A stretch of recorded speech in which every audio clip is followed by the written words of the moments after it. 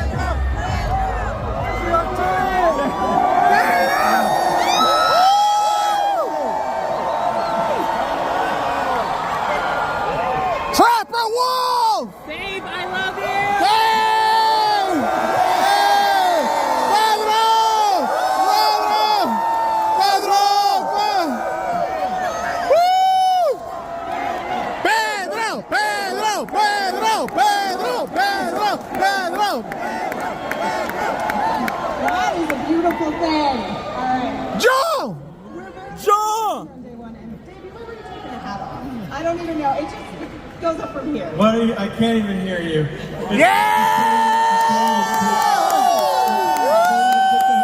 We're inside. You already took the hat off. I did. It was hot. It is.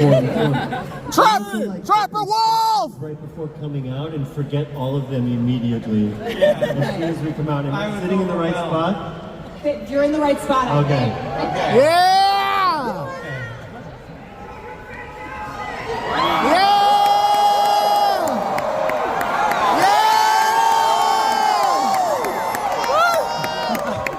Once again. It goes with the boots. Wait, put it back on the screen. That's great. Yeah! Indie vibe. Whiskey! I think that's your hat now. Don't get attached to it. Attachments are bad. Don't do it. All right, you two.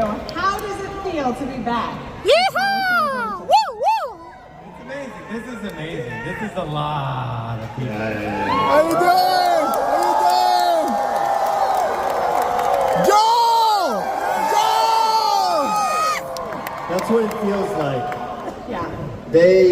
Everyone here makes it feel like the most incredible experience We love you! possibly imagine. I think it actually exceeds expectations when you're in the midst of this, and it is deafening, and the fans are so excited to see you two, and cannot wait for what news you brought us. So tell me, Dave, I know you love to talk secrets and teasers and all that. Yeah, sure. Yeah. I just like looking out in the audience and I'm like, oh, there's Chris. And then there's like, it's right there. Look at him. There you are. There was a How's that Dave. Death Star working out for you? Yeah. There's a Dave somewhere behind you too. I need you to know that if you haven't spotted him already. There's a lot of Daves. Yeah, Roman Reigns. There he is. Like energy would just like get blown in us, I have felt a kind of a part of that wave and family more than I have anything else in my professional experience. I can't tell you how humbling it is to be with all of you. Thank you! Thank you! Thank you! To be included with the likes of Dave Filoni and John Maestro! and all of the cast and crew that they always assemble. They put their hearts, every pieces of themselves into making these incredible episodic experiences and now this movie, and I'm just along for the ride. And they really know how to put together a crew. Now, a lot of us know her as Ellen Ripley. Yeah! The Queen! What can you tell us about Sigourney Weaver's character and just how amazing it is to have her in Star Wars? Dave, I can already tell. Yeah. I can already tell this isn't going my way. Interesting. It's more of a feeling than a word, isn't it? Yeah. No, she's great. I mean, it's like, you look at her body work, and what's great is as a person, she's even more spectacular, I think. She's so generous and knowledgeable. What she brings to her craft was so impressive. And I've worn an X-Wing outfit. Trapper Wolf! Like, look Yeah! at the seamless in it. It's incredible. I look like a grapefruit, but like, so I respect that as an X-Wing pilot. We're lucky to have her as a leader. She's someone that, fought in the rebellion and understands what's at stake with the Empire. And Okay. More, please! More! Well, I'll tell you more. Spoiler, But Pedro Filoni. said no, so thought we I'm were not going to friends. go against that. I thought you were on my side here. I got you. She's in the movie. How's that? All right, you know what? Thank you. That's something I Confirmed. didn't know. Confirmed. All right. And you know who else is in this movie? Some of Yeah! our little friends from Star Wars Parks. From Star Wars Galaxy's Edge, the BDX droids. So excited to see those little fellows waddle into the big screen. How is it having them go from Galaxy's Edge, where people can meet them in real life, and into your film? It's weird. They're little, they don't take that much to charge. They will run around the set. I don't really know what they do. They're funny. They're quirky. They're a little bit camera hogs, as you saw on the stage earlier. They wouldn't leave. But that's what they are. I mean, these droids, droids. What are you going to do? Like Chopper. He's just that guy. He's never done a nice thing for anybody. He gets a big cheer. I don't understand it. I don't understand it. War criminal! I get BB-8, I get. Chopper, though. Yeah! See what I mean? It's weird. He's like a cat, though. Cats, they only do things if it pleases them. So that's a cat. That's Chopper. That's exactly why. Yeah. I guess so. It's relatable. I don't know. And there's a lot of big energy from the little guys in this movie, because we, of course, our buddy Grogu making his jump to the big screen. And Pedro, you're making the jump from a TV series to the silver screen. So, how does it feel to be the Mandalorian in this new space and to bring this story back to theaters? Latino power! Latino power. Yes!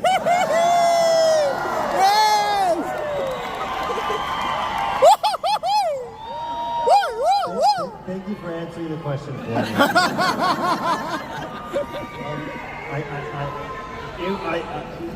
I think that I know that Dave and John were very intent on creating a very cinematic experience within an episodic medium, and they nailed it with the series.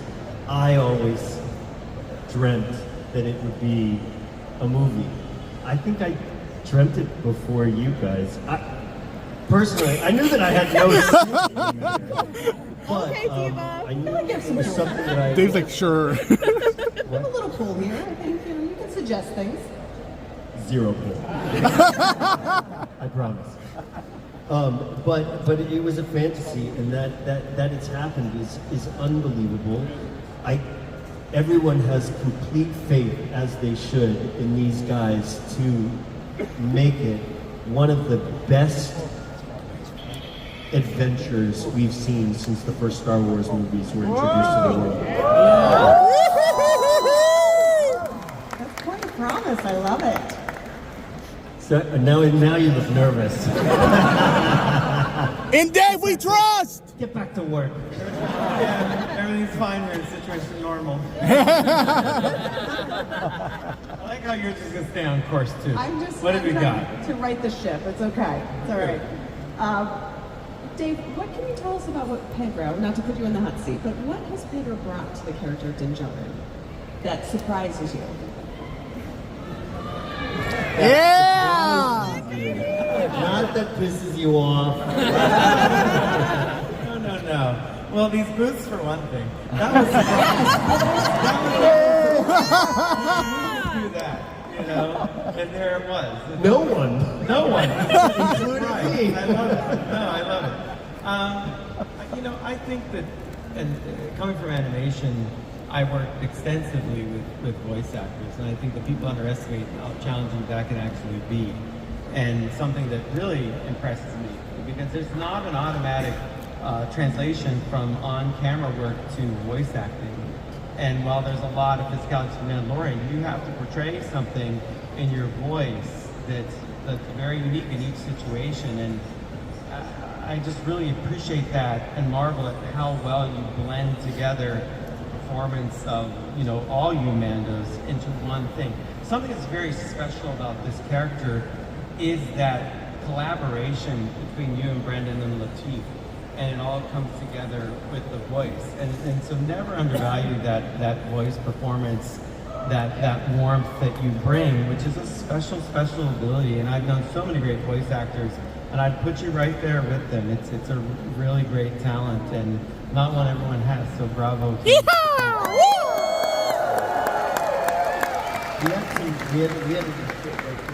Me earliest with Dave had a lot of experience actually sort of authoring the physicality of the character and discovering what it would mean within the suit to understand the arc of the scene. In the slightest of gestures, head tilts and stuff like that, and in the time that we did get to spend with the mask on, quite a lot in the earlier stages. And that was a fascinating way of finding a new way of kind of like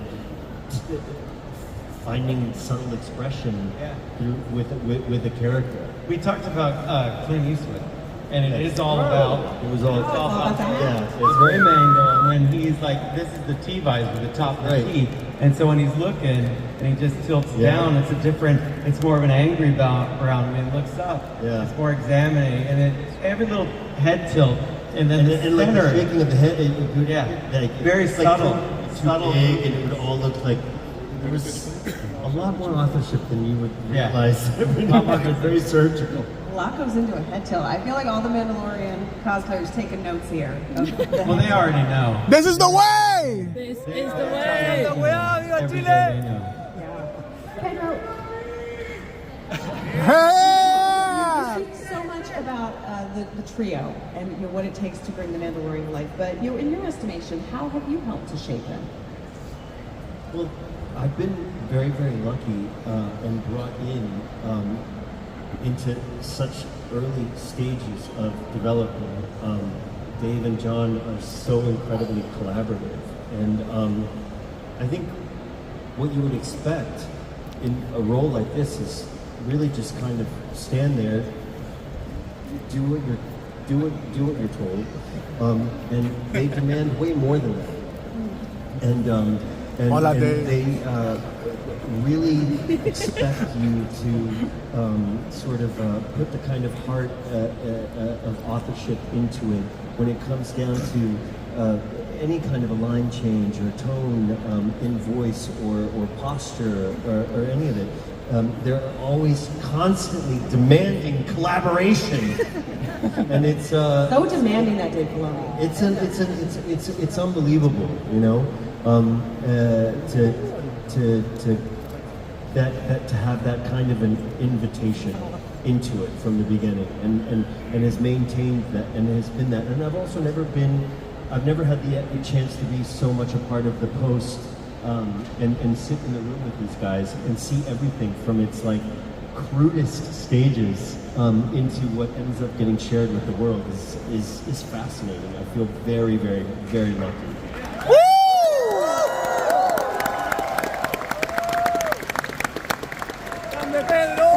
Masterclass in filmmaking and in the Star Wars galaxy and storytelling overall, but I think we're all fans here first, right?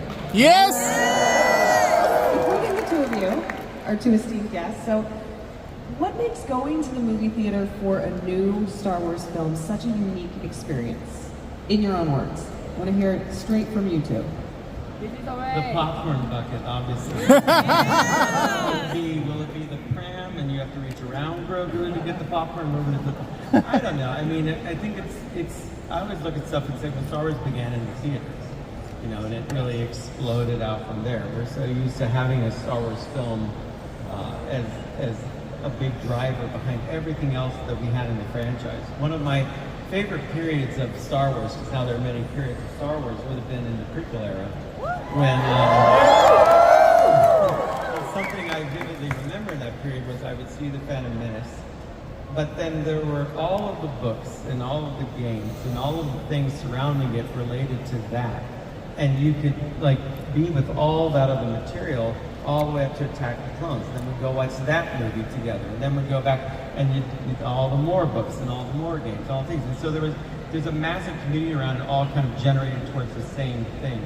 I'm very interested in that. I think it's something that the movie provides, that big driver. And George understood that type of ecosystem for Star Wars, and so I have a lot of focus on that these days and how we can, you know, really make that happen to give the fans the dimensional experience that I know they love about this franchise, because it's not just, it starts in the theater and then it trickles out everywhere in a wonderful way, and you see it here take shape in reality, and it just, you get energized celebration to go back and say, all right, we're going to put in even more time because we're going to make this even better for all these guys. Thank you!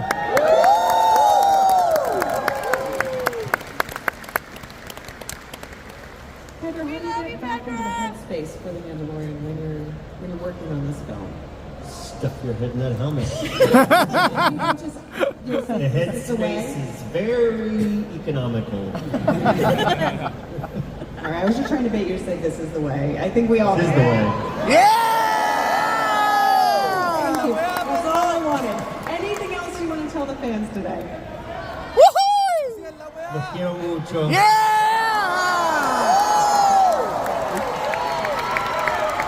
Thank you for having us also in Tokyo. It's been incredible. And